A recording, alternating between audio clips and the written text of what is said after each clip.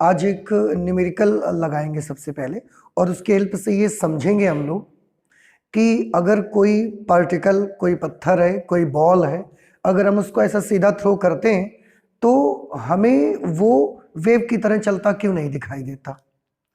जबकि अब ये तो आपको प्रूव ही हो चुका है लगभग, लेकिन अभी तक इसका कोई एक्सपेरिमेंट नहीं हुआ। पर ये एक हाइपोथेसिस जो डी ब्रॉगली ने बताई कि अगर एक पदार्थ चलेगा, अगर एक मैटर चलेगा, तो उसके चारों तरफ वेव का एक पैकेट अटैच हो जाया करेगा और उसको हम बोलेंगे मैटर वेव्स। ठीक है, तो हमें वो पार्टिकल ऐसा वेव की तरह चलता क्यों नहीं दिखता। एक छोटा सी चीज क्लियर करने के लिए एक न्यूमेरिकल से स्टार्ट करते हैं। आज हम हमारा न्यूमेरिकल है एक 0.12 किलोग्राम की गेंद। एक गेंद है जिसका द्रव्यमान 0.12 किलोग्राम है, 20 मीटर पर सेकंड के वेग से गतिमान है। 20 मीटर पर सेकंड के वेग से ऐसे हमने फेंका तो वो गति कर रही है। इससे संबद्ध यानी कि गेंद से जो अटैच है डी ब्रॉगली तरंगदैर्ध्य की गणना कीजिए। It's a very small numerical, और ये न्यूमेरिकल आपकी हेल्प करेगा ये समझने में कि आखिरकार जब एक बॉल को फेंका जाता है एक जगह से दूसरी जगह तक, तो हमको वो वेव फॉर्म में चलता क्यों नहीं दिखता। तो देखते हैं क्या क्या चीजें दी गई हैं। सॉल्यूशन, आपको द्रव्यमान दिया है गेंद का, दैट इज 0.12 किलोग्राम। आपको गेंद की वेलोसिटी भी दी गई है जो कि है 20 मीटर पर सेकेंड। ठीक है, आपको डी ब्रॉगली तरंगदैर्ध्य की गणना करनी है। एच प्लैंक्स कांस्टेंट आप सभी जानते हैं 6.62 या 6.63 भी कभी कभी लिखा जाता है, इंटू 10⁻⁻34 जूल इंटू सेकेंड। ये इसका एच की वैल्यू होती है। अब हमको डी ब्रॉगली तरंगदैर्ध्य की गणना करनी है। डी ब्रॉगली वेवलेंथ, आपने फॉर्मूला इसका देखा, lambda is equal to h upon p होता है। अब क्योंकि गेंद एक पदार्थ है तो पदार्थ से रिलेटेड जो भी वेव होगी या पदार्थ का जो मोमेंटम कैलकुलेट करते हैं संवेग, उसके लिए हम फॉर्मूला यूज करते हैं m इंटू वी। यहीं पर अगर ये एनर्जी होता, रेडिएशन होता, तो उसका जो मोमेंटम हम कैलकुलेट करते हैं आपको याद होगा एनर्जी अपॉन वेलोसिटी से करते, तो m अपॉन वी से करेंगे। अब अगर हम इसमें सारी वैल्यूज अप्लाई कर दें, h 6.62 इंटू 10⁻⁻34, m की जगह पर लिख देंगे 0.12 और v की जगह पर 20 कर देंगे। अब यहाँ पर आप देखो, दो नंबर पे 2 डिजिट पे पॉइंट यहाँ पर भी है, 2 डिजिट पर डेसिमल यहाँ पर भी है, दोनों जगह का डेसिमल आप यहाँ से हटा सकते हैं। अब यहाँ से लैम्डा की जो वैल्यू मिलेगी आपको, ये क्या मिलेगी लैम्डा की वैल्यू, 12 से इसको डिवाइड करिए तो 12 पंचे 60, 12 5 60, इसके बाद 6 बचेंगे, 62 हो गया। इट इज अगेन 12 5 60, 2 बचे, पॉइंट लगाया, 0 बढ़ा लिया, 12 1 12। अब 20 हो गए थे, 12 और माइनस हो गए तो 8 बचा, 8 में फिर 0 बढ़ाया तो 80 हो गया, और 12 6 72। ठीक है, फिर 8 बच गया, फिर 12 6 72, यही आता रहेगा अपॉन, ये तो हमने इससे इसको डिवाइड कर लिया, अपॉन 20 इंटू 10⁻⁻34। ये पॉइंट 0 हटाइए, पॉइंट एक और नंबर इधर शिफ्ट हो जाएगा लेफ्ट साइड में।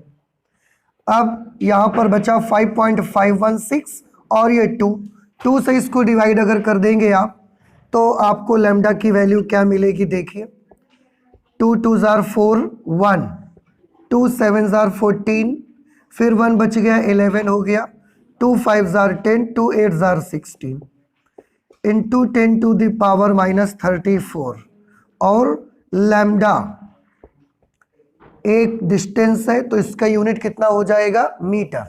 ठीक है, आपने देखा कि एक बॉल जो कि 1.12 किलोग्राम की है और 20 मीटर पर सेकंड के वेग से चल रही है, तो जब वो चलती है तो उसके साथ जो भी डी ब्रोगली वेव अटैच हो जाती है, डी ब्रोगली ने जो बताई थी वेव, जिसका नाम हमने मैटर वेव रखा था, द्रव्य तरंग, वो जो अटैच हो जाती है उसकी तरंग दैर्ध्य आई 2.758 इंटू 10⁻⁻34 मीटर। आप समझ सकते हैं 2.758 मल्टीप्लाइड बाई 10⁻⁻34 मीटर। 10⁻⁻34 मीटर ये हमें इंडिकेट करता है कि वेवलेंथ बहुत छोटी है, तरंग दैर्ध्य उसकी बहुत छोटी है। इसका क्या मतलब है, थोड़ा ध्यान से देखिए। जैसे अगर एक बॉल हमारे पास ये है, बॉल हमने क्या देखा कि बॉल क्या है, पदार्थ, मैटर है, और मैटर जब चलता है तो डी ब्रोगली के मुताबिक वो कैसा चलेगा, तरंग जैसे चलेगा, तरंग जैसे। तो बॉल हमने फेंका और उस बॉल अगर वो वेव जैसे चल रही है तो ऐसे उसको चलना चाहिए, ऐसे हमको दिखना चाहिए कि नहीं दिखना चाहिए, क्योंकि तरंग ऐसे ही तो चलती है, ऐसे चलती है, ऐसे वेव का नेचर ऐसे चलने का है। ठीक है, अगर वेव ऐसे चलती है तो जब चलना शुरू करेगी तो 1 2 ये उसकी वेव लेंथ कहलाएगी। एक जगह जहां से स्टार्ट करेगी ऐसा एक सुरंग बनाएगी, एक गर्त बनाएगी। कितनी वेवलेंथ हो गई, 1 वेवलेंथ उसकी हो गई। तो अगर वेवलेंथ ऐसे वो चल रहा है तो इतनी बड़ी वेवलेंथ हमको दिखती है। अब यहां पर वेवलेंथ कैसी है, 10⁻⁻34। ये वेवलेंथ तो बहुत छोटी है। अगर ये वेवलेंथ बहुत छोटी है तो आपको ऐसे चलते हुए नहीं दिखेगी, ये आपको कैसे चलते हुए देखेगी, बहुत छोटे छोटे कदम ऐसे ऐसे चलेगी। बात समझ में आई। अगर ऐसे चल रही है इसका मतलब वेवलेंथ ज्यादा, तरंग दैर्ध्य बहुत बड़ी है। और यहां तो तरंग दैर्ध्य आप देख रहे हैं कितनी मिल रही है आपको, 10⁻⁻34। ये तो बहुत छोटी है, और बहुत छोटी तरंग दैर्ध्य वाला पार्टिकल कैसे चलेगा, वो तो बस ऐसे ऐसे चलता चला जाएगा। तो अगर तरंग दैर्ध्य को हम और छोटा करते चले जाएं, अब देख रहे हैं तरंग दैर्ध्य जब छोटी करते हैं तो पार्टिकल फिर ऐसे ऐसा मूव करता है, और छोटी करेंगे तो पार्टिकल ऐसे मूव करेगा, और छोटी कर देंगे तो क्या आपको ये ऐसा वेव जैसा आप चलता दिखेगा, आपको लगेगा कि बिल्कुल सीधा ही जा रहा है वो। यही रीजन है कि जब भी किसी पत्थर को, जब भी किसी बॉल को आप फेंकते हो तो वो ऐसा आपको चलता नजर नहीं आता। क्यों, क्योंकि उसके साथ जो तरंग दैर्ध्य, जो वेव अटैच होती है, उसकी तरंग दैर्ध्य बहुत छोटी रहती है। आप देख तो रहे, और इतनी छोटी अगर तरंग दैर्ध्य होगी तो वो वेव में चलता आपको नहीं दिखेगा। तो यही मैं आपको समझाना चाहता था कि जब ये डी ब्रोगली ने अपनी हाइपोथेसिस में रखा कि अगर कोई पत्थर, कोई बॉल को आप फेंकेंगे तो एक जगह से दूसरी जगह तक जाएगा, उसके चलने का नेचर वेव नेचर होना चाहिए। तो हमारे मन में एक क्वेश्चन आया कि अगर वेव नेचर होना चाहिए तो इसको ऐसा चलना चाहिए। अब ऐसे चलेगा तो कब चलेगा, जब उसकी वेवलेंथ बड़ी होगी तो दिखेगा चलता हुआ। लेकिन वेवलेंथ जब इतनी छोटी हो जाएगी तो वेवलेंथ जैसे जैसे छोटी करते जाओगे वो पार्टिकल ऐसे ऐसे चलता जाएगा, और छोटी कर दोगे वेवलेंथ, पार्टिकल और ऐसे चलेगा, बहुत थोड़ा सा हिलेगा, आपको दिखेगा भी नहीं। तो जब भी हम किसी पत्थर को, बॉल को ऐसा थ्रो करते हैं तो उसके साथ जो द्रव्य तरंग अटैच होती है, उसकी तरंग दैर्ध्य इतनी छोटी रहती है कि उसका ऐसा हिलना दिख ही नहीं पाता हमको। हमको क्या नजर आता है कि वो ऐसा सीधा चला जा रहा है, बस हमको यही नजर आता है। तो यही रीजन है कि बचपन से आज तक आपने बहुत बार पत्थर फेंके होंगे, बहुत बार बॉल को एक जगह से दूसरी जगह तक थ्रो किया होगा, लेकिन कभी भी वो आपको ऐसा चलती हुई नहीं दिखी। क्यों, क्योंकि उसकी जो द्रव्य तरंग उसके साथ अटैच होती है, उसकी तरंग दैर्ध्य इतनी छोटी होती है कि वो हमको हिलता डुलता दिखता ही नहीं है, बिल्कुल सीधा जाता हुआ हमको नजर आता है। तो ये एक छोटा सा क्वेश्चन था, जस्ट टू शो कि जो मटेरियल होता है, जो पदार्थ होता है, वो एक तरंग की तरह चलता है, लेकिन उसकी वेवलेंथ कम होने की वजह से वो हमको सीधा ही चलता नजर आता है, वो ऐसे हमको हिलता डुलता नजर नहीं आता। ओके, तो ये तो एक छोटा सा न्यूमेरिकल। हाँ, एक चीज और कि अगर पार्टिकल की वेलोसिटी 0 हो जाए, वेग 0 हो जाए, अगर वेग 0 हो जाए तो वेवलेंथ कितनी हो जाएगी? इन्फिनिटी। अपॉन में है ना ये तो। अगर वेलोसिटी 0 हो जाए तो ये वेवलेंथ कितनी हो जाएगी? इन्फिनिटी। अनंत तरंग दैर्ध्य का क्या मतलब होता है? जैसे तरंग दैर्ध्य अगर 1 मीटर है तो 1 मीटर में उसका पूरा एक चक्कर हो जाता है, लेकिन अब हमने बोल दिया कि तरंग दैर्ध्य अनंत हो गई उसकी, तो कितनी दूर चलने पर उसका एक चक्कर होगा? अनंत दूर चलने पर एक चक्कर होगा। मतलब वो कैसे चलेगा? देखो, वो ऐसे चलेगा, जब ऐसे वेव चली और उसके बाद वो ऐसे ही चली जाएगी सीधी, क्योंकि अनंत दूरी पर जाके एक चक्कर कंप्लीट करना है उसको, तो वो बिल्कुल सीधी चली जाएगी। मतलब उसके साथ कोई वेव अटैच होगी ही नहीं, उसके साथ, उसमें तरंग दैर्ध्य नहीं आई ना, उसमें कोई वेव अटैच होगी नहीं। और ये शुरू से ही हम बात कर रहे हैं, डी ब्रोगली ने बताया कि द्रव्य तरंगें पदार्थ के साथ कब संबद्ध होती हैं? जब वो चलता है, आप फेंकते हो तो आपके हाथ से छूटता है, उस समय उसके साथ द्रव्य तरंगें अटैच होती हैं। अगर वो गति ही नहीं कर रहा तो उसके साथ कोई मैटर वेव अटैच नहीं हो पाएगी।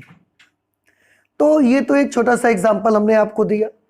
इसके बाद एक चीज मैं और बताऊं द्रव्य तरंगों की, और एक स्पेशलिटी मैटर वेव्स के बारे में एक छोटी सी बात और है। मैटर वेव्स के बारे में एक छोटी सी बात ये है कि अब हमको ये समझ में आने लगा धीरे धीरे कि जब भी कोई मैटर हम फेंकते हैं, कोई पत्थर फेंकते हैं, कोई बॉल फेंकते हैं, तो उसके चारों तरफ वेव्स का एक पैकेट अटैच हो जाया करता है। जैसा कि मैं बोल रहा हूं, वेव्स का एक पैकेट अटैच हो जाता है। वेव्स के एक पैकेट, एक वेव अटैच नहीं होती। देखो, मैं बार बार बोल रहा हूं, एक वो जो पैकेट है उसमें केवल एक तरंग होगी, ऐसा नहीं होता। तो कैसा होता है?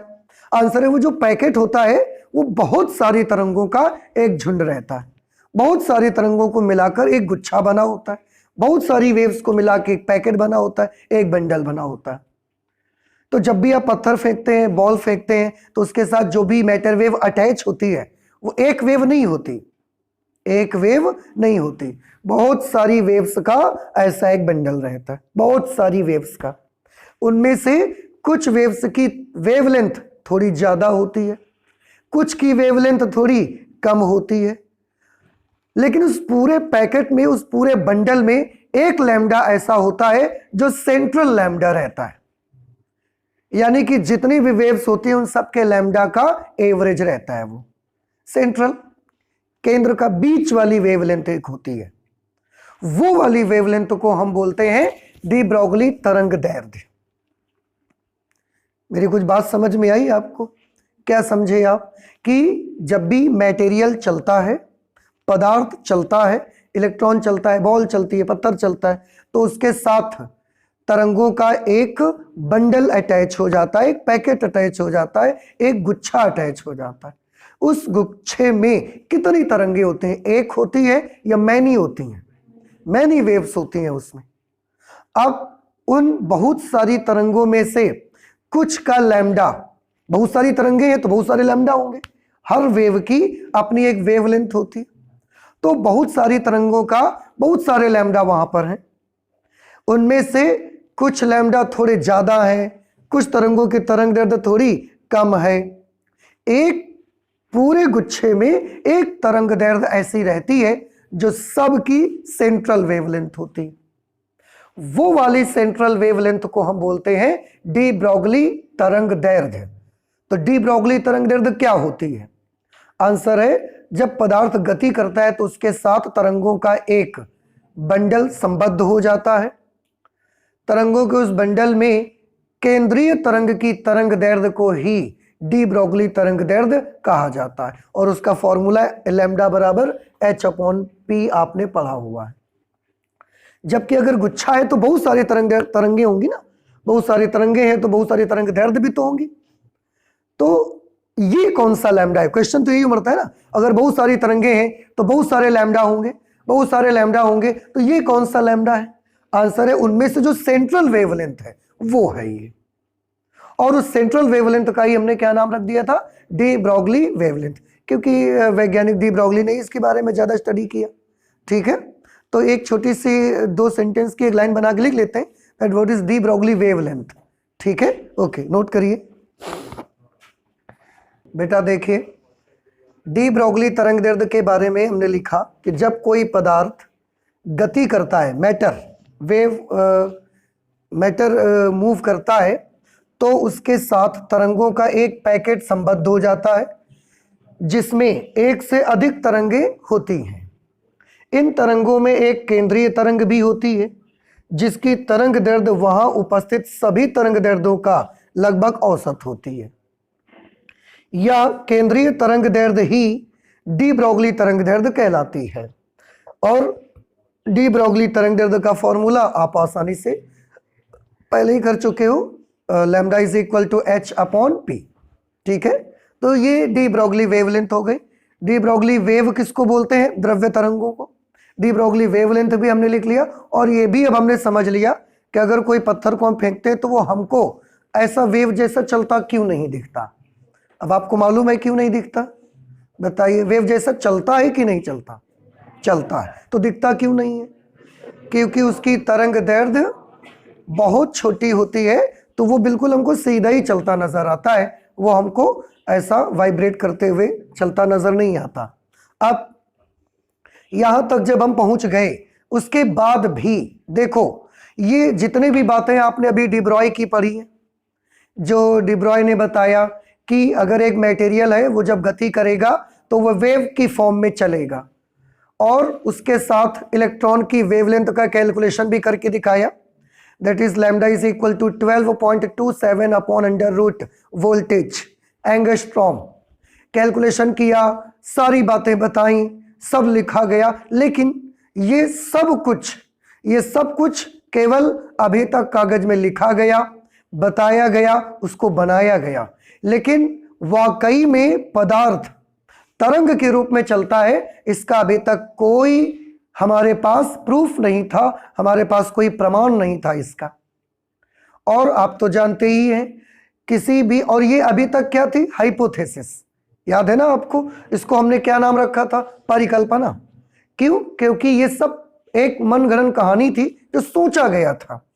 अब ये वाली चीज जो सोच करके इतना सारा कुछ लिख दिया, बना दिया, सारा कुछ हो गया था, अब ये वाली स्टोरी सच है कि झूठ है, इसका पता हमको कैसे चलता? तो इसका पता चलाने के लिए हमें कोई ना कोई एक्सपेरिमेंट करना था।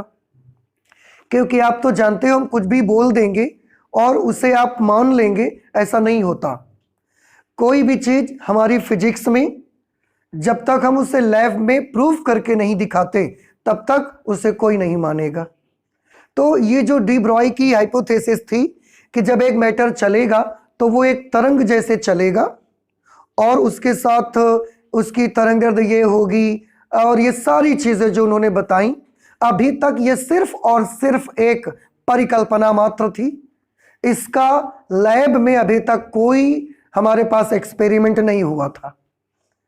तो अब आप भी समझते हो, उस समय कोई इसको मानता नहीं होगा। केवल उस समय तक लिखा गया, बनाया गया, बताया गया सभी को, लेकिन कोई क्यों मानेगा? साइंस में तब तक हमारी कोई चीज नहीं आती है, तब तक हम उसको अच्छा नहीं समझते जब तक उसमें लैब का अप्रूवल शामिल नहीं करते हैं। तो बेहद जरूरी था हमारे लिए कि डी ब्रॉय ने जो इतना सारा कुछ बता डाला, ठीक है, अच्छा है, लेकिन फिर भी अभी इसके साथ लैब का कोई अप्रूवल नहीं था हमारे पास। तो तब तक तो ये अच्छा नहीं माना जाएगा। अगर अप्रूवल हो जाएगा, जैसे हम आपको बोल दें कि पहले लाइट आप कैसे पढ़ते थे? वेव की तरह चलती, लेकिन अचानक से एक दिन आके हम बोल दें कि लाइट वेव की तरह नहीं चलती, पार्टिकल की तरह चलती है, तो आप क्या कहोगे? आप बोलोगे अगर पार्टिकल की तरह चलती है तो प्रूफ करके दिखा। तो हमने प्रूफ करके दिखाया, उसके लिए एक एक्सपेरिमेंट किया गया। कौन सा एक्सपेरिमेंट? लेनार्ड्स एक्सपेरिमेंट, हॉलबैक्स लेनार्ड का। और उसके बाद आप माने कि वाकई में लाइट वेव की तरह नहीं चलती, पार्टिकल नेचर है उसका। अब यहां पर भी हम आपसे अचानक कोई कह दे आके कि नहीं, वेव उसका मटेरियल का भी कौन सा नेचर है? वेव नेचर है। ये गोली जैसे नहीं चलता, ये ऐसा तरंग जैसे चलता है, तो आप क्यों मानेंगे? आप तो तभी मानेंगे जब आपको प्रूफ करके दिखाएंगे। ठीक है, तो ये एक बड़ी इंटरेस्टिंग चीज है कि उसको प्रूव करके हमको दिखाना था। जब तक नहीं दिखाएंगे तब तक आप नहीं मानेंगे। ऐसे तो कोई भी आके आपसे बोल दे कि मैंने विश्व युद्ध में लड़ा था और मेरी पेट में गोलियां लगी थी, तो आप तो हंसोगे ही केवल। क्या करे, अगर वो क्या दिखा दे आपको, अगर वो अपनी पेट में गोली के निशान आपको दिखा देता है तब मान जाओगे, तो आपको लगेगा नहीं हो सकता यार ये बात सही है। ऐसे ही प्रूफ दिखाना मेरे लिए बहुत जरूरी था। तो वहां पर क्या हुआ कि ये जो डी ब्रॉय थे, उन्हीं के आगे जो और उनके जो वैज्ञानिक थे उनके साथ के, या आप उनके स्टूडेंट समझ ले, तो दो लोग थे, डेविसन और जर्मर। क्योंकि डी ब्रॉय तो ये नहीं करके दिखा पाए, डी ब्रॉय ने तो सब लिखा बताया, सब कुछ बनाया, उन्होंने कहा कि ऐसा होगा, पर करके नहीं दिखा पाए। तो उन्हीं के जो दो स्टूडेंट थे, डेविसन और जर्मर, उन्होंने सोचा कि अगर डी ब्रॉय ने ये सब कुछ कहा है, लिखा है, तो ये बात जरूर सच होगी, इसको करके देखा जाए। करके देखा जाए कि क्या वाकई में इलेक्ट्रॉन वेव जैसे चलता है। तो उन्होंने एक एक्सपेरिमेंट किया और उसकी मदद से न सिर्फ वह एक्सपेरिमेंट हुआ, मैं आपको फिर कहूंगा कि वो एक्सपेरिमेंट भी हमारे फिजिक्स में एक क्रांति लेकर आया और उसने ये साबित कर दिया, करके दिखा दिया कि अगर आप एक बॉल फेंकते हैं, एक पदार्थ, एक मटेरियल फेंकते हैं, तो सीधा गोली जैसे नहीं जाता, वो वेव जैसे जाता है। आपको नहीं दिखता तो हम क्या करें, पर वो वेव जैसे जाता है। लेकिन ये प्रैक्टिकल होता कैसे, ये एक्सपेरिमेंट होता कैसे, क्या करके दिखाना चाहिए था हमको इसके लिए, तो थोड़ा ध्यान से सुनिएगा। पदार्थ तरंग की तरह चलेगा, इसके लिए हम क्या दिखाएं आपको करके, तो थोड़ा ध्यान से सुनिए। तरंग में क्या होता है पहले ये सोचिए। तरंग में एक बहुत बड़ी घटना हमने पढ़ी हुई है, व्यतिकरण, कि तरंग में व्यतिकरण होता है। जब दो वेव्स ऐसे जाती हैं, वो सुपरपोजिशन करती हैं, अध्यारोपण, और अध्यारोपण करके पर्दे पर ब्राइट डार्क, ब्राइट डार्क, कहीं लाइट ज्यादा कहीं लाइट कम, ज्यादा कम ज्यादा कम, इस तरीके से पर्दे पर फ्रिंजेस बनती हैं और हम मान जाते हैं कि प्रकाश तरंग के रूप में चलता है। तो अगर ऐसा ही एक एक्सपेरिमेंट आप जरा इलेक्ट्रॉन के साथ कर दें, ऐसा ही एक एक्सपेरिमेंट अगर इलेक्ट्रॉन के साथ हो जाए कि यहां से इलेक्ट्रॉन की दो बीम भेजो, थोड़ा ध्यान से सुनिएगा। वेव, लाइट का नेचर वेव नेचर है। आप कब माने, जब व्यतिकरण दिखाया गया। थॉमस यंग के एक्सपेरिमेंट ने आपको इंटरफेरेंस को करके दिखाया, तभी तो आप माने। थॉमस यंग के एक्सपेरिमेंट में इंटरफेरेंस कैसे दिखाया गया था, उसके लिए थोड़ा सा आप सोचिए। उन्होंने ऐसे दो स्लिट बनाई थी, ठीक है, सामने एक स्क्रीन लगाई, यहां से उन्होंने लाइट भेजी, स्लिट S1 और S2। यहां से जब लाइट भेजी तो हम क्या देखते हैं कि यहां पर एक फ्रिंज मिली ब्राइट, यानी कि यहां पर लाइट ज्यादा आ गई। उसके जस्ट बगल में डार्क मिला, इधर भी हमको डार्क मिला, यानी कि इन जगहों पर लाइट नहीं आ पाई या कम आई लाइट। उसके बगल में यहां ब्राइट मिला, इसके बगल में यहां ब्राइट मिला। तो आपने क्या सोचा कि यहां से लाइट आई, उसकी दो स्लिटें बनाई गई, लाइट के दो पुंज आगे चले और ये एक स्क्रीन लगाई गई। थॉमस यंग ने किया। यहां पर लाइट बहुत ज्यादा आई, ब्राइट बोल दिया। यहां लाइट बिल्कुल नहीं आई, डार्क बोल दिया। यहां लाइट ज्यादा आ गई, ब्राइट बोल दिया हमने। तो ऐसा हुआ किसके साथ, लाइट के साथ। और कब हुआ, क्योंकि लाइट ये इसने हमको क्या प्रूफ करके दिखाया कि लाइट तरंग के रूप में चलती है। तो थॉमस यंग का जो इंटरफेरेंस पैटर्न था, उसने हमको क्या प्रूफ करके दिखाया कि लाइट तरंग के रूप में चलती है। अब अगर इलेक्ट्रॉन या मटेरियल भी तरंग के रूप में चलता है, तो ऐसा ही एक एक्सपेरिमेंट इलेक्ट्रॉन के साथ करके दिखा दे कोई। क्या कर दे, अब वो लाइट की जगह क्या भेजे, लाइट की जगह इलेक्ट्रॉन भेजे। यहां से इलेक्ट्रॉन के दो यहां से सोर्सेस बने, आगे इलेक्ट्रॉन जाए। और अगर ऐसा हो गया कि कहीं पर इलेक्ट्रॉन ज्यादा पहुंचा, कहीं पर इलेक्ट्रॉन कम पहुंचा, कहीं ज्यादा कहीं कम, अगर ऐसा पहुंचेगा तो हम मान जाएंगे, क्या मान जाएंगे, कि इलेक्ट्रॉन किस प्रकार से गति करता है, तरंग की तरह। लाइट भेजा था ना आपने, तो लाइट ज्यादा कम ज्यादा कम ज्यादा कम पहुंची, तो ये तो आपने माना कि वेव फॉर्म में चलती है। और अगर ऐसा हो जाए, यहां पर से इलेक्ट्रॉन हम भेजेंगे, इलेक्ट्रॉन आएंगे और यहां पर हम इलेक्ट्रॉन को काउंट करने की एक मशीन लगा देंगे जो इलेक्ट्रॉन गिन के हमको बताएगी। उसके हमारे पास बहुत तरीके हैं। हम पर्दे पर जिंक सल्फाइड का लेप लगा देंगे तो जहां इलेक्ट्रॉन ज्यादा पड़ेंगे वहां चमक ज्यादा आ जाएगी। फ्लोरोसेंट मटेरियल होता है ये। हम एक फोटो इलेक्ट्रिक सेल लगा देंगे वहां पर, तो इलेक्ट्रॉन जिस जगह ज्यादा आएंगे वहां करंट ज्यादा बन जाएगी। उसके हमारे पास बहुत सारे मेथड है। अगर इलेक्ट्रॉन हमने भेजे और यहां पर हमने मीटर लगा के हम अपना बैठ गए, हमने देखा यहां पर इलेक्ट्रॉन आते हैं 20, यहां पर इलेक्ट्रॉन आए 200, यहां पर आए 20, यहां पर आए 200 ऐसे आते हैं, कहीं 20 कहीं 200। तो ये क्या मतलब, जहां 200 आई इसका मतलब वहां क्या हुआ, ब्राइट, और जहां 20 आए केवल वहां डार्क। हम समझ जाएंगे या मान जाएंगे कि इलेक्ट्रॉन का क्या हुआ होगा, इलेक्ट्रॉन में सुपरपोजिशन हुआ होगा और व्यतिकरण हुआ, और मान जाएंगे कि इलेक्ट्रॉन कैसे गति किया होगा, उसने तरंग के रूप में वेव की फॉर्म में चला होगा, तभी तो उसने ब्राइट और डार्क फ्रिंजेस बनाई। और अगर बाई चांस हमने मीटर लगाया अपना इलेक्ट्रॉन काउंट करने का, यहां पर मुझे मिले 200 200 200 200 200, सब जगह एक बराबर अगर इलेक्ट्रॉन मिल गए तो प्रूव हो जाएगा कि इलेक्ट्रॉन तरंग जैसे नहीं चलता। बड़ी सिंपल सी चीज थी, नहीं समझ में बात आई। तो ऐसा ही एक एक्सपेरिमेंट हमको करने की जरूरत थी, किसके साथ, लाइट के साथ नहीं, इलेक्ट्रॉन के साथ। कि अगर यहां से लाइट की बजाय अब हम इलेक्ट्रॉन्स को सेंड कर दें, इलेक्ट्रॉन को अगर हम भेज दें, तो जब इलेक्ट्रॉन भेजेंगे ये स्लिट से जाएंगे, आगे पहुंचेंगे। अगर कहीं मैक्सिमम मिनिमम अगर ऐसा इलेक्ट्रॉन पहुंचे पर्दे पर, तो हम क्या समझ जाएंगे, इलेक्ट्रॉन वेव फॉर्म में चलता है। और अगर हर जगह एक जैसी इंटेंसिटी पहुंची, एक जैसी संख्या इलेक्ट्रॉनों की पहुंची, तो हम समझ जाएंगे, तब भी हम समझेंगे। तब क्या समझेंगे कि इलेक्ट्रॉन वेव फॉर्म में नहीं चलता। ऐसा एक्सपेरिमेंट हमको करना था। लेकिन लाइट के साथ इस प्रकार का एक्सपेरिमेंट करना इजी था, इलेक्ट्रॉन के साथ इस तरह का एक्सपेरिमेंट करना इजी नहीं था।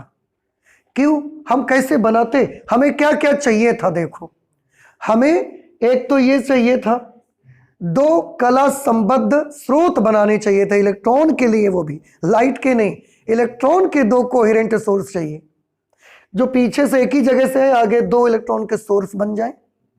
ये कैसे करते, यहां पर पर्दे पर हम काउंट कैसे करते इलेक्ट्रॉन्स को, और इलेक्ट्रॉन भेजते कहां से आखिरकार। ये हमारे सामने कई सारी एक साथ प्रॉब्लम्स थी डेविसन और जर्मर के सामने। लेकिन वो देखना चाहते थे करके कि अगर डिब्रॉय ने ये सब कुछ बताया है, तो ऐसा तो नहीं हो सकता कि बिल्कुल सरासर 100% ये रॉन्ग ही होगा, 100% सच भी हो सकता है। और अगर सच हो गया तो फिर से एक रिवॉल्यूशन होगा हमारी फिजिक्स में, और हमको ये मानना पड़ेगा कि जब पदार्थ चलेगा तो वो ऐसा सीधे गोली जैसे नहीं चलता, ऐसे चलता है वेव की फॉर्म में। सब लोग मान जाएंगे, लेकिन बिना प्रूफ के पहले कोई नहीं मानेगा। ठीक है, उन्होंने इसको कोशिश किया। देखो कैसे उन्होंने सोर्स बनाया, किस तरह से वो 2 लाइट सोर्स बनाएंगे। उसके लिए उन्होंने क्या किया, इलेक्ट्रॉन की एक बीम, इलेक्ट्रॉन की एक बीम का मतलब होता है जैसे हम प्रकाश पुंज कहते थे, ऐसे ये इलेक्ट्रॉन बीम होती है, इलेक्ट्रॉन पुंज कहते हैं। एक के बाद ऐसा इलेक्ट्रॉन निकलेंगे यहां से। तो हमको कितनी चीजें चाहिए थी, क्या हमारे एसेंशियल्स थे। देखिएगा, हमें एक तो एक मशीन ऐसी चाहिए जो एकदम धड़ाधड़ इलेक्ट्रॉन भेजे, पहले तो इलेक्ट्रॉन उससे निकले और ऐसा इलेक्ट्रॉन आगे की तरफ भागे, वो चाहिए एक मशीन इलेक्ट्रॉन निकालने की। ये तो खैर बड़ा आसान है, आप कोई भी हीटर ले लीजिए, छोटा सा हीटर, और उसको जैसे ही ऑन करोगे हीट होगा, और हीट होकर उसके अंदर से इलेक्ट्रॉन निकलेंगे। ये कौन सा इफेक्ट है, पढ़ाया गया है आपको, ये तापायनिक उत्सर्जन। याद आया, किसी भी सतह से इलेक्ट्रॉन को निकालने की हमारे पास 3 विधियां हैं। एक विधि जिसको हमने बोला था थर्मोनिक एमिशन, तापायनिक उत्सर्जन, धातु को आप गर्म कर दो, उससे इलेक्ट्रॉन निकलना स्टार्ट हो जाएगा। दूसरा फील्ड एमिशन, क्षेत्र उत्सर्जन लगाओ और उसके बाद वो तुरंत यहां से इलेक्ट्रॉन खींच लेगा। और तीसरा कौन सा था? प्रकाश वैद्युत उत्सर्जन, उसको तो हम लोग लगातार पढ़ रहे हैं। तो हमारे पास एक मेथड इलेक्ट्रॉन निकालने का क्या है? हीटर लगा दो, मेटल गर्म कर दो, उससे इलेक्ट्रॉन्स निकलेंगे। तो इलेक्ट्रॉन निकलने का झंझट तो कोई प्रॉब्लम नहीं है ज्यादा, ये तो बड़ी प्रॉब्लम नहीं है, बड़ा आसान है। एक हीटर लगाएंगे, इलेक्ट्रॉन धड़ाधड़ निकलने शुरू हो जाएंगे। आगे दो बीम कैसे हम बनाएं? तो दो बीम बनाने के लिए उन्होंने क्या किया, निकिल का एक गुटका लिया, निकिल का एक ब्लॉक लिया उन्होंने, निकिल का ब्लॉक। निकिल के ब्लॉक से कैसे आखिरकार दो सोर्स बनेंगे, थोड़ा गौर से समझिएगा मेरी बात को। अगर ये निकिल का एक ब्लॉक है, इलेक्ट्रॉन पुंज के रास्ते पर हम इस ब्लॉक को रख देंगे। इस ब्लॉक में एटम्स होंगे, परमाणु जिसको आप बोलते हैं, परमाणु होंगे। वो परमाणु एक यहां पर है और एक यहां पर है। अब जब यहां से इलेक्ट्रॉन ऐसा चले, इलेक्ट्रॉन जाएंगे, थोड़ा ध्यान से सुनिएगा मेरी बात। इलेक्ट्रॉन बीम यहां से गई, अगर कोई एटम सामने पड़ जाएगा इलेक्ट्रॉन बीम के, कोई एटम सामने पड़ गया, एक एटम यहां पर है, एक यहां पर है, और बीच में क्या है? गैप। परमाणुओं के बीच में गैप भी तो होता है, बिल्कुल ऐसा सटे तो नहीं रहते ना, तो उनके बीच में थोड़ा गैप भी रहता है। तो अगर इलेक्ट्रॉन बीम ऐसे जाएगी, जाते जाते उसके सामने एटम पड़ जाएगा, तो क्या होगा? लौटेगा। वो इलेक्ट्रॉन का बीम क्या होगा? पुंज, वहां से इलेक्ट्रॉन लौट आएगा। एक इलेक्ट्रॉन और जो पूरा पुंज ही जा रहा है, जब झुंड जा रहा है, तो जो इस एटम के सामने पड़ जाएंगे इलेक्ट्रॉन, वो भी लौट के आ जाएंगे। जो इस एटम के सामने इलेक्ट्रॉन पड़ जाएंगे, वो भी लौट के आ जाएंगे, और जो बीच में चले जाएंगे, पार हो जाएंगे। कुछ बात समझ में आई? तो हमने ये मान लिया कि निकेल के ब्लॉक में एक एटम यहां और एक एटम यहां है, बीच में उनके क्या है? गैप है। तो इलेक्ट्रॉन का जब हम बीम यहां से भेजेंगे, पुंज पूरा जाएगा। तो अगर इलेक्ट्रॉन के सामने एटम पड़ गया, तो वहां से वो लौट के आ जाएगा।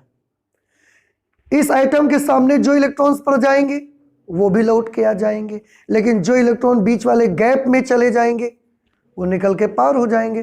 तो कितने बीम लौटी? दो। एक एटम से एक इलेक्ट्रॉन, दूसरे एटम से दूसरा इलेक्ट्रॉन, दो सोर्स बना लिए हमने। देखो, बना लिए।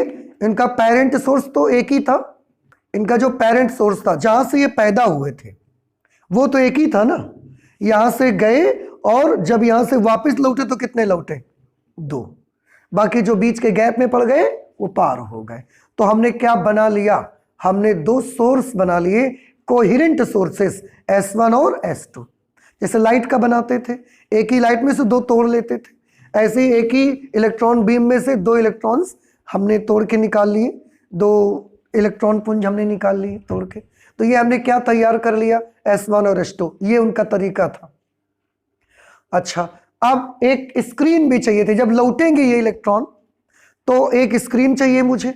तो एक स्क्रीन हमने लगाई, और उस स्क्रीन पर हम कोई भी मेथड अपना यूज कर सकते हैं। जिंक सल्फाइड का अगर लेप लगा देंगे, तो जो ये इलेक्ट्रॉन लौट के आएंगे, जब ये पर्दे पर जिस जगह पड़ेंगे, तो पर्दे का वो वाला पॉइंट चमकदार दिखेगा। फ्लोरेसेंट मटेरियल होते हैं प्रतिदीप्तिशील पदार्थ, प्रतिदीप्तिशील पदार्थ। आप देखें, आपके जो एलईडी बल्ब होते हैं, या जो पहले वो आती थी ट्यूबलाइट में आप देखें, अगर ग्लास की, अब तो प्लास्टिक की बनी आती है, लेकिन अगर ग्लास की बनी भी आती है, तो वो अंदर कांच की बनी रहती है, फिर भी अंदर की चीजें नहीं दिखती हैं आपको। क्यों? उसमें एक सफेद मटेरियल का लेप लगा रहता है। तो ये प्रतिदीप्तिशील पदार्थों का लेप लगाया जाता है, उस पर जैसे ही लाइट पड़ती है वो चमकना शुरू हो जाती है, और लाइट को इंक्रीज कर देती है, उसकी तीव्रता बढ़ा देती है, उसकी चमक को बढ़ा देता है। टेलीविजन भी, अगर ग्लास, पहले ग्लास का स्क्रीन आती थी, उसकी कांच की स्क्रीन है, तो फिर अंदर के पार्ट दिखते क्यों नहीं थे आपको? क्योंकि अंदर से उस स्क्रीन में एक लेप लगा रहता है प्रतिदीप्तिशील पदार्थ का। तो जब उस पर इलेक्ट्रॉन आकर अंदर से पड़ते थे, तो वो पूरी स्क्रीन चमकना शुरू हो जाती थी और पिक्चर दिखना लगता था आपको। तो एक प्रतिदीप्तिशील पदार्थ हम पर्दे पर लगा सकते हैं, या हम कोई काउंटर लगा देंगे, जो काउंट करके बताएगा कि इस जगह कितने इलेक्ट्रॉन आए, पर्दे के इस जगह कितने इलेक्ट्रॉन आए, पर्दे के इस जगह कितने इलेक्ट्रॉन आए, पर्दे के इस जगह कितने इलेक्ट्रॉन आए। या कोई हम फोटो इलेक्ट्रिक सेल लगा देंगे, इलेक्ट्रॉन जहां ज्यादा पड़ेंगे वहां करंट ज्यादा बनेगी, इलेक्ट्रॉन जहां कम गिरेंगे वहां कम करंट बनेगी। हमारे पास ऐसे बहुत सारे मेथड है, साइंस में ये हम कर सकते थे। तो देखो डेविसन और जर्मर ने क्या क्या बनाना था, 2 S1S2 सोर्स बनाने थे, वो भी बना लिए, क्या लगा के, निकल की ब्लॉक लगा के। और स्क्रीन में इलेक्ट्रॉन कहीं पर कम या कहीं ज्यादा पड़ेंगे, उनको गिनने के लिए काउंटर हम यूज कर सकते। तो ये एक सेटअप जो आप यहां देख रहे हैं, बस ऐसा एक सेटअप बनाया गया था, उन्होंने बनाया था और इसमें करके उन्होंने देखा। क्या करके देखा था, इसको अब मैं हटा देता हूं यहां से। उन्होंने ये करके देखा हुआ था, देखिए सारी चीजें जो अभी मैंने बताई वो सब आपको यहां पर मिलेंगी। सबसे पहले क्या चाहिए, एक इलेक्ट्रॉन गन चाहिए। इलेक्ट्रॉन गन का मतलब क्या है, एक ऐसी गन जिससे क्या निकले, इलेक्ट्रॉन बड़ी तेजी से निकले। तो इलेक्ट्रॉन गन कैसे बनाया गया, ये हमने एक फिलामेंट यहां पर लगाया गया, फिलामेंट। इस फिलामेंट के साथ ये एक छोटी सी सेल लगाई गई, ये 4 से 6 वोल्ट की सेल होती है। इस सेल को जैसे ही हम ऑन करेंगे, आप यहां पर एक स्विच लगा सकते, जैसे ही हम ये बैटरी ऑन करेंगे करंट फिलामेंट में फ्लो होना स्टार्ट होगी, और अगर फिलामेंट में करंट बहेगी तो ये गर्म हो जाएगा। गर्म हो जाएगा तो इससे क्या निकलना शुरू हो जाएंगे, इलेक्ट्रॉन्स निकलना स्टार्ट हो जाएंगे। इसका फंक्शन समझ में आए, फिलामेंट का क्या करेगा, ये किसका काम कर रहा है, हीटर का काम। जैसे ही हम ऑन करेंगे इसमें करंट बहेगी, ये गर्म होगा, गर्म होकर अपने अंदर से इलेक्ट्रॉन निकालना स्टार्ट कर देगा। अब इलेक्ट्रॉन निकलेंगे तो कोई इधर भागेगा, कोई इधर चला जाएगा, कोई इधर, सब छिटक जाएंगे। हम नहीं चाहते, हम चाहते एक सीधी लाइन में चले। वो उससे थोड़ी दूरी पर ये हमने एक पाइप लगा दिया, यहां पर खोखला पाइप, धातु का बना हुआ। ये जो खोखला पाइप हमने लगाया, ये बहुत पतला बना हुआ है और अंदर में ये बिल्कुल खोखला है, ऐसे हॉलो पाइप यहां पर हमने इसमें लगा दिया। हॉलो पाइप लगाया और इसको बहुत हाई वोल्टेज पॉजिटिव पोटेंशियल दिया, पॉजिटिव धन विभव इसको दिया हमने। तो देखिए कैसे दिया, इस पाइप को धन विभव देने के लिए इसके साथ यहां पर हमने एक बैटरी लगाई। ये बैटरी का पॉजिटिव टर्मिनल जो था वो इस पाइप में हमने कनेक्ट किया। जो नेगेटिव टर्मिनल था उसको आप यहां लाके कनेक्ट कर दो। वैसे भी ये सिरा नेगेटिव से कनेक्ट है और इधर भी नेगेटिव से कनेक्ट होगा, कोई प्रॉब्लम नहीं है। ये प्लस से कनेक्ट हो गया पाइप।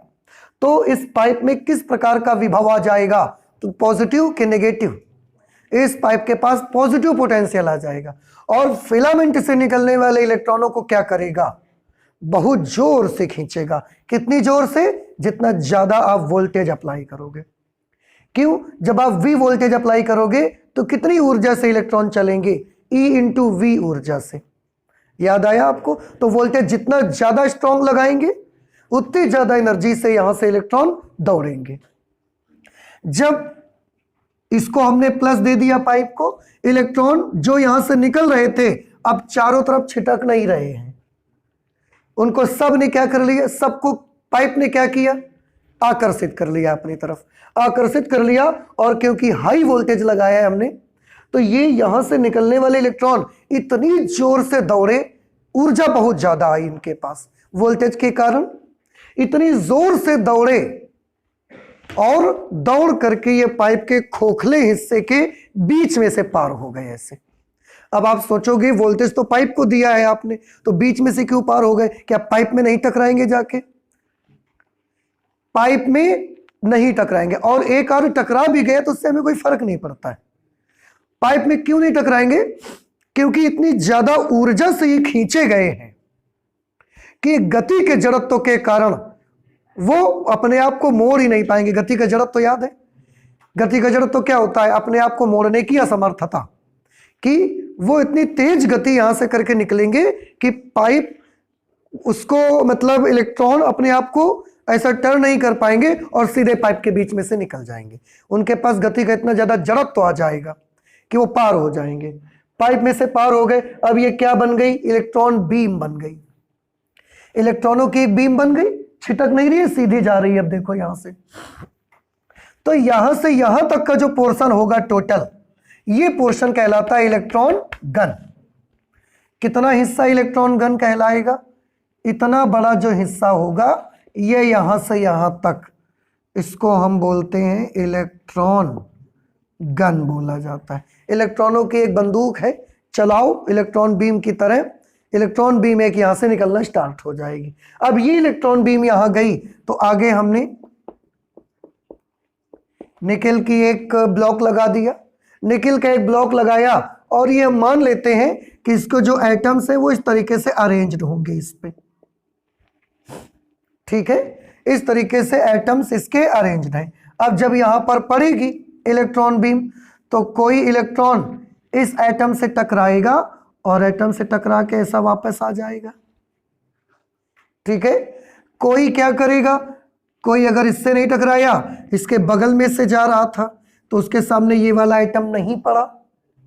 अगर उसके बगल में से जा रहा था, उसके सामने ये एटम नहीं पड़ा, उसके सामने यहां का एक एटम पड़ा, तो यहां से टकरा के वापस लौटेगा, लौटेगा कि नहीं लौटेगा?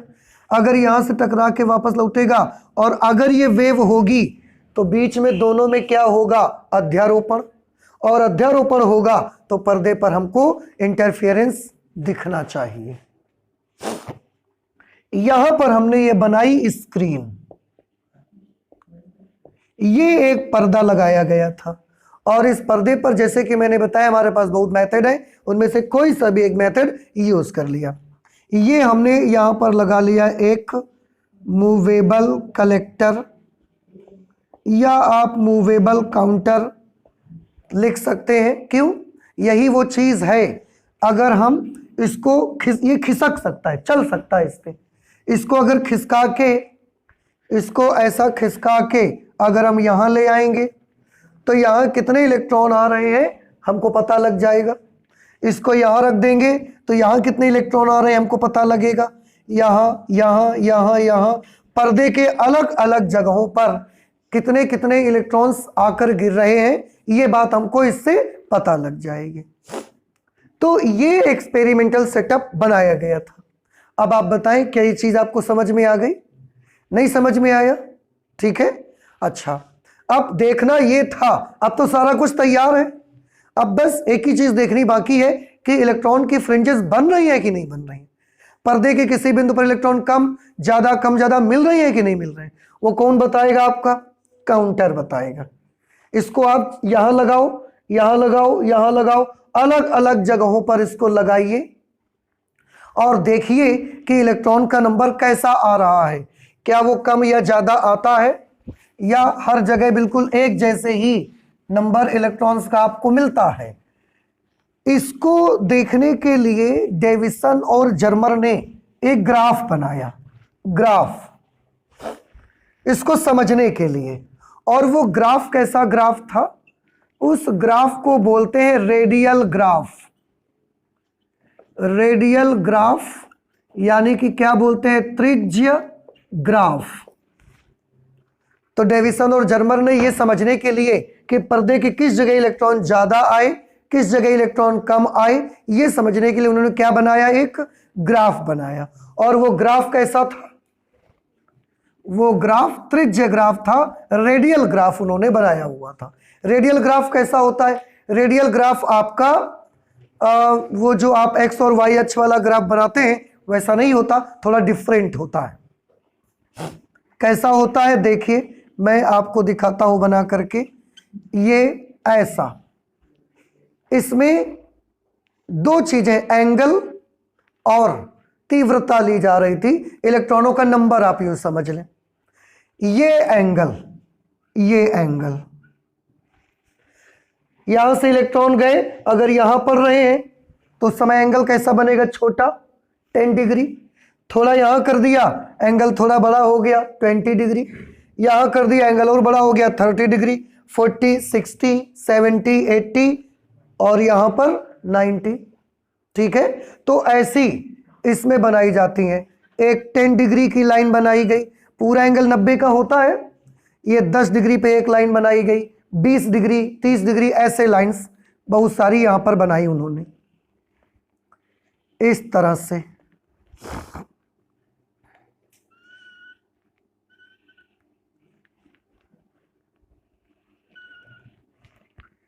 तो आप समझ सकते हैं, मैं पूरा ऐसे नहीं बनाऊंगा, इस तरह से। अब आप जान गए कितने कितने डिग्री पर लाइनें बनी थी, 10 डिग्री पर लाइनें बनाई, 10 डिग्री, फिर 20 डिग्री, 30, 40, 50, 60, ऐसे करते करते यहां पर ये लाइन कितने की बनी है, 90 की।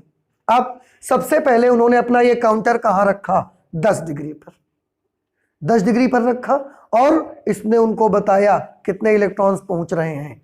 इसने उनको बताया कि 10 डिग्री पर रखोगे 5 इलेक्ट्रॉन आते हैं।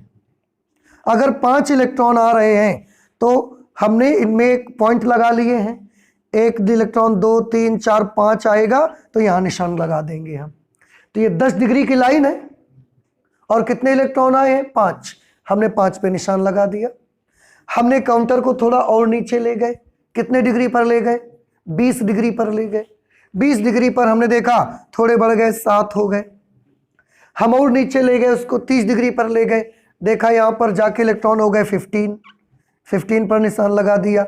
ऐसे ही अलग अलग एंगल पर काउंटर को रखा और सबके निशान हमने इस रेडियल ग्राफ में लगाए। जब सबके निशान हमने रेडियल ग्राफ में लगाए तो उन्हें एक ग्राफ मिला, इस तरीके का उनको एक ग्राफ मिला। अब इस तरीके का ग्राफ मिला, लेकिन इससे कुछ समझ नहीं आया उन्हें। इस तरह का ग्राफ उनको मिला कि थोड़े इलेक्ट्रॉनों का नंबर बढ़ा, 60 डिग्री पे और ज्यादा आ गए, फिर धीरे धीरे आगे जब और नीचे ले जाने लगे तो इलेक्ट्रॉन्स का नंबर कैसा होने लगा, इलेक्ट्रॉन्स का नंबर फिर से कम होने लगा। ऐसा ग्राफ मिला। पहले आप ये बताओ, रेडियल ग्राफ समझ आया कि नहीं, कैसे बनाया जाएगा, समझ आया? क्या करना है, इधर से 10-10 डिग्री पर हमको क्या बनानी है, ऐसी लाइनें, ठीक है, और हर लाइन पर 5 इलेक्ट्रॉन, 10 इलेक्ट्रॉन, 50 इलेक्ट्रॉन के पॉइंट लगे होंगे। अब वहां पर हम ये काउंटर अलग अलग जगह पर रखते जाएंगे और 10 डिग्री, 20 डिग्री, 30, 40, 50, 60, 70, 80, 90 रखते जाएंगे और यहां पर निशान लगाते जाएंगे। तो जब उन्होंने ग्राफ बनाना स्टार्ट किया तो ना ऐसा ग्राफ मिल गया, लेकिन ये ग्राफ को देख करके किसी को तो क्या, स्वयं उनको भी कुछ बात समझ में नहीं आई कि ऐसा ग्राफ मिलने का क्या मतलब निकलता है। कोई बात उनको खुद नहीं समझ में आई, लेकिन उन्होंने गिव अप नहीं किया। एक्सपेरिमेंट को, इसको देखकर देखो, बात उनको भी कुछ समझ में नहीं आई, लेकिन बात नहीं समझ में आई तो उन्होंने एक्सपेरिमेंट करना छोड़ नहीं दिया। वो एक्सपेरिमेंट उन्होंने बार बार रिपीट किया, बार बार रिपीट किया, और इलेक्ट्रॉन्स की संख्या आप देखें, यहां वोल्टेज पर भी तो डिपेंड करती है। तो उन्होंने क्या किया, ये वाला जो वोल्टेज था यहां जो अप्लाई कर रहे थे, आपने तरंग दैर्ध्य का फॉर्मूला पढ़ा है ना, 12.27 अपॉन √v, याद आया आपको? तो ये वाला वोल्टेज बदल बदल कर वो ग्राफ बनाते थे। कभी 1 वोल्ट रखा, 2 रखा, 30 रखा, 50 रखा, 60 रखा, ऐसा, और बहुत सारे ग्राफ उन्होंने बना डाले। इतने ग्राफ बनाए कि कोई नॉर्मल इंसान अगर होता तो वो हार मानकर अपने प्रैक्टिकल को छोड़ देता। जैसे आपको एक क्वेश्चन करते हो, आपको नहीं आता है, रजाई ओढ़ के सो जाते हो, कहते हो क्वेश्चन नहीं आया। लेकिन साइंटिस्ट ये डेविसन और जर्मर ने क्या किया, उन्होंने इतने सारे ग्राफ बनाए, बहुत सारे ग्राफ बनाए, हार नहीं मानी उन्होंने, और फाइनली एक ग्राफ उनको बहुत सुंदर सा ग्राफ मिला, और वो उन्हें मिला जब ये वाला वोल्टेज उन्होंने 54 वोल्ट कर दिया। उस वक्त कैसा ग्राफ मिला, मैं आपको बना के दिखाता हूं, ध्यान से देखिएगा। रेडियल ग्राफ बनता कैसे है, सभी बच्चों को ये बात समझ में आ गई कि नहीं आई? आ गई। अब 54 वोल्ट रखा उन्होंने, ये वाला वोल्टेज 54 वोल्ट पर जब उन्होंने ग्राफ बनाया तो एक बड़ा अच्छा सा ग्राफ उनको मिला और वो ग्राफ ऐसा था, ऐसा। ये ग्राफ ऐसा होने का क्या मतलब था? ये ग्राफ ऐसा होने का मतलब था, अगर आप रेडियल ग्राफ समझ गए तो इसको भी समझ जाएंगे। यहां से एक लाइन ऐसे होगी, एक लाइन ऐसे होगी और ऐसे भी तो लाइन होगी। मान लिया ये वाली लाइन है 20 डिग्री की, ये वाली लाइन है 80 डिग्री की और ये वाली लाइन है नहीं 50 डिग्री की थी। वोल्टेज कितना था? 54 वोल्ट। लेकिन 50 डिग्री पर उनको ये ग्राफ ऐसा उठा हुआ मैक्सिमम मिला। अब आप थोड़ा ध्यान से देखिएगा, 20 डिग्री पर यहां पॉइंट मिलता है। इससे क्या प्रदर्शित होता है कि 20 डिग्री पर जब हमने काउंटर रखा है तो इलेक्ट्रॉनों का नंबर कैसा है? कम है, ज्यादा है, कैसा है? कम है। 80 डिग्री पर जब हमने काउंटर को रखा, 20 डिग्री पर कम, 80 डिग्री पर जब लेके गए तो भी इलेक्ट्रॉनों का नंबर कैसा है? लेकिन 50 डिग्री पर इतने सारे इलेक्ट्रॉन धड़धड़ा के आ रहे थे, बिल्कुल देख रहे हैं आप। और ये क्या है? आप इसको कंपेयर कर सकते हैं, आप इसकी तुलना कर सकते हैं। किस चीज से तुलना कर सकते हैं आप इसकी? आप तुलना कर सकते हैं, यहां इलेक्ट्रॉन कम पहुंचे, डार्क है, यहां इलेक्ट्रॉन कम पहुंचे, डार्क है, लेकिन इन दो डार्क के बीच में इलेक्ट्रॉन बहुत ज्यादा पहुंचे तो ये क्या है? ब्राइट है। इसका मतलब है इलेक्ट्रॉनों ने भी पर्दे पर जाकर डार्क ब्राइट फ्रिंजेस बनाई। और ये तो तभी हो सकता है, ये तो कोई तरंग ही कर सकती थी, लेकिन ये एक्सपेरिमेंट तो इलेक्ट्रॉन के साथ हो रहा था। इससे प्रूव हो गया कि इलेक्ट्रॉन किस तरह से गति करता है, वेव फॉर्म में गति करता है। तो किस वोल्टेज पर ये वाला ग्राफ मिला था? 54 वोल्ट पर। किस डिग्री पर इलेक्ट्रॉन्स का नंबर ज्यादा था? 50 डिग्री पर इलेक्ट्रॉन्स का नंबर ज्यादा था। नई बात समझ में आई? और अब आपको भी ये बात समझ में आने लगी कि इलेक्ट्रॉन कम है, इसका मतलब पर्दे का वो पॉइंट कम चमकेगा। इलेक्ट्रॉन जहां ज्यादा पहुंचेंगे पर्दे का वो पॉइंट ज्यादा चमकेगा। तो लाइट भी डार्क ब्राइट फ्रिंजेस बनाती थी, और आज लाइट ने नहीं, आज इलेक्ट्रॉन ने डार्क ब्राइट फ्रिंजेस बनाई थी स्क्रीन पर। और डार्क ब्राइट फ्रिंजेस बनाना पार्टिकल का काम नहीं होता, ये तरंग का काम होता है। और तरंग अगर ये बनाती है, लेकिन यहां तो कोई किसका ग्राफ बना रहे थे? इलेक्ट्रॉन्स का। इसका मतलब यहां इलेक्ट्रॉन डार्क ब्राइट फ्रिंजेस बना रहे हैं, और ये काम एक वेव का ही हो सकता है। वेव के अलावा ये फ्रिंजेस कोई नहीं बना सकता, क्योंकि इंटरफेरेंस को हम वेव थ्योरी से ही एक्सप्लेन कर पाए थे। दुनिया की और कोई दूसरी थ्योरी नहीं थी वेव इसको इंटरफेरेंस एक्सप्लेन करना। इसका मतलब यहां इलेक्ट्रॉन भी क्या करते हैं? व्यतिकरण। और अगर इलेक्ट्रॉन व्यतिकरण करते हैं तो जरूर इलेक्ट्रॉन किस रूप में चलते होंगे? वेव फॉर्म में चलते हैं, तरंग रूप में चलते हैं। और अब आपके पास लैब का अप्रूवल भी है, लैब में यह चीज प्रूव करके दिखा दी गई थी। अब इसके बाद कोई डाउट नहीं था हमारे पास कि इलेक्ट्रॉन वेव फॉर्म में नहीं चलता। क्या आपको ये सारी बातें समझ आई? अगर इसके आगे का भी ग्राफ आप बनाओगे तो ये आपको और ऐसे बन के मिलता है, ऐसे मिलता है। तो डार्क ब्राइट इधर भी ऐसा मिलेगा आपको। लेकिन 54 वोल्ट पर जो ग्राफ मिला था दैट वाज वेरी ब्यूटीफुल, और उसने ही हमको ये समझाया। तो उन्होंने गिव अप नहीं किया, छोड़ा नहीं उन्होंने। अगर ये मानकर छोड़ देते कि हटाओ नहीं आ रहा है, छोड़ दिया जाए, तो शायद ये कभी ना मिलता उनको। और अगर ये नहीं मिलता तो डिब्रॉय की हाइपोथेसिस ही रह जाती, एक स्टोरी ही रह जाती। कभी इस बात को हम एक्सेप्ट नहीं करते कि मटेरियल भी ऐसे चलता है। अब तो मानोगे कि आप जब बॉल फेंकते होगे तो कैसे चलती है? वेवलेंथ इतनी छोटी होती है कि हमको दिखता नहीं है। समझ आ रही बात? तो एक बार फिर से समराइज करता हूं मैं, थोड़ा ध्यान से देखिएगा। समराइज ऐसे में करना चाहता हूं कि एनर्जी दुनिया को हम कितनी चीजों से मिलकर बना मानते हैं? दो, रेडिएशन और मटेरियल। रेडिएशन किस रूप में चलता है? दोनों। रेडिएशन का वेव नेचर भी है और रेडिएशन का पार्टिकल नेचर भी है, हमने पिछली क्लास में देखा।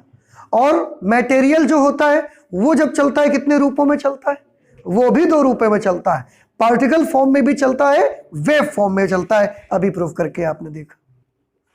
बात समझ में आई? तो थोड़ा सा गौर से सभी बच्चे इसको देख लें। रेडिएशन के कितने रूप? 2 रूप। एक वेव, उसका नाम क्या? विद्युत चुंबकीय तरंग। ध्यान रखिएगा, रेडिएशन पार्टिकल नेचर में भी चलती है, तो रेडिएशन के पार्टिकल वाले नेचर का नाम क्या? फोटोन।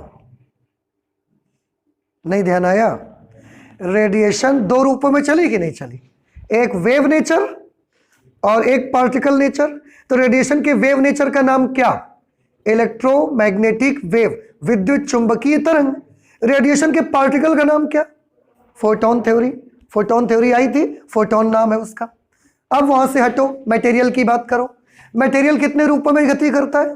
2 रूपों में। कौन कौन? Particle nature. पार्टिकल नेचर का नाम, पार्टिकल ही है, कण बोल देते हैं उसको, इलेक्ट्रॉन बोल सकते हो आप। वेव नेचर, वेव फॉर्म में भी चलता है वो। और आपने देखा इंटरफेरेंस में करके हमने देखा। तो पदार्थ के पास भी दोनों नेचर आ गए।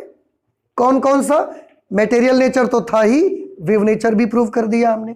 रेडिएशन के पास भी दोनों नेचर है, वेव नेचर था ही, मटेरियल नेचर प्रूव कर दिया गया था। समझ आ रहा है? तो ये चीज बहुत इंपॉर्टेंट है और ये सारा कुछ आपको याद रखना है। रही बात डेविसन और जर्मर के एक्सपेरिमेंट की, तो 2020 और 21 में मैं आपको बताऊं, डेविसन और जर्मर का एक्सपेरिमेंट, केवल इसका रिजल्ट आपको देखना है। इसकी डिटेल एक्सप्लेनेशन हमको नहीं करनी है, इसलिए मैंने फिगर बना दिया है, समझा दिया, ग्राफ बना के दिखा दिया आपको। ज्यादा डिटेलिंग इसकी आपको नहीं करनी, केवल रिजल्ट देखना था डेविसन और जर्मर के एक्सपेरिमेंट का। एंड आई होप कि आपको डेविसन और जर्मर ने जो कुछ भी किया था उसका परिणाम क्या निकला, समझ आ गया? क्या परिणाम निकला? कि पदार्थ भी तरंग रूप में गति करता है। ध्यान रहेगा आपको। तो रेडिएशन कितने रूपों में चलती है? 2 रूपों में। तरंग रूप में चलेगी तो उसका नाम विद्युत चुंबकीय तरंग, पार्टिकल रूप में चलेगी तो उसका नाम फोटोन। पदार्थ भी 2 रूपों में चलता है। एक उसका नेचर है पदार्थ वाला, उसको हम पार्टिकल नेचर कहते हैं, इलेक्ट्रॉन बोल सकते हैं आप उस। दूसरा पदार्थ का नेचर कौन सा है? Wave nature. और वेव नेचर का नाम क्या? द्रव्य तरंग, मटेरियल वेव। अभी देखो कंफ्यूजन हो रहा है ना, फिर से क्लियर कर लो। मटेरियल की वेव को क्या? मटेरियल सोचो, मटेरियल की वेव को क्या कहेंगे? मैटर वेव, द्रव्य तरंग। पार्टिकल को क्या बोलेंगे? इलेक्ट्रॉन। क्लियर? रेडिएशन का वेव नेचर आएगा तो क्या होगा? विद्युत चुंबकीय तरंग। पार्टिकल नेचर होगा तो फोटोन। क्लियर है? तो इस तरह से हमने क्या कर लिया? हमने देख लिया कि पदार्थ और विकिरण दोनों के ही कितने प्रकृति होते हैं? 2, दोहरी प्रकृति होती है। और यही तो लेसन था, dual nature of matter and radiation. पढ़ाई हो गई हमारी, लेसन कंप्लीट है आपका। एंड आई होप कि आपको सारी बात समझ में भी आई। तो इसकी डिटेल हमने लिखी नहीं, कुछ किया नहीं। अदरवाइज यहां कैलकुलेशन भी थे, कैलकुलेशन भी है, लेकिन आपको वो करना नहीं है तो हमने बताया भी नहीं उसको। बस आपको ये समझना था, इसका रिजल्ट देखना था क्या होता है। ठीक है, तो आज हम अपनी फिजिक्स में इतना रखेंगे, आगे और भी स्टडी करेंगे, लेकिन नेक्स्ट क्लास पे करेंगे। Okay, thank you.